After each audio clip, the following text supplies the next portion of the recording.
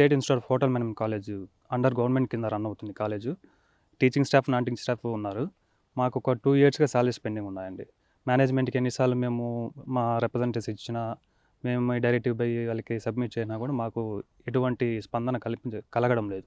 So దానికోసమని మేము అన్ని ప్రాపర్ ఛానల్కి అందరికీ రిప్రజెంటేషన్స్ ఇచ్చి ఒక 14 days బిఫోర్ స్ట్రైక్ నోటీస్ ఇచ్చి స్ట్రైక్ స్టార్ట్ చేస్తున్నాం. ఏ వర్క్ కానీ మేము ఆన్ టైం చేయడం కానీ ఇలాంటి సమస్యలు, కాలేజీ కోసం 2 years సాలరీస్ లేకపోయినా చేస్తున్నాము.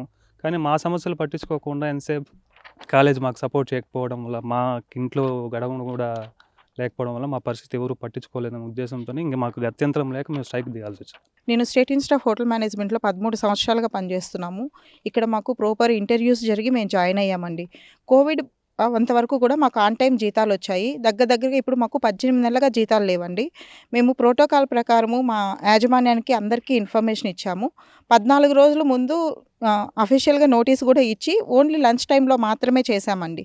14 రోజులు చేశాకే ఈరోజు మొత్తము అందరం కూర్చొని మా జీతాలు మాకు వెంటనే చెల్లించాలి, మాకు ఉద్యోగ భద్రత కల్పించాలనే ఒక్క దాంతోనే కూర్చున్నామండి.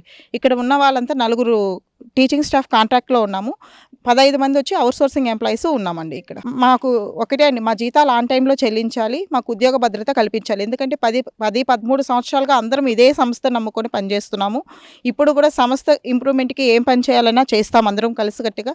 కాకపోతే మాకు జీతాలు అనేటివి సకాలంలో చెల్లించి మాకు ఉద్యోగ భద్రతను కల్పించాలని కోరుకుంటున్నామండి. మరిన్ని వీడియోస్ కోసం ఛానల్ ని సబ్స్క్రైబ్ చేయండి, లేటెస్ట్ అప్డేట్స్ కోసం వాట్సాప్ ఛానల్ ని ఫాలో చేయండి అండ్ లింక్ డిస్క్రిప్షన్ లో ఉంది.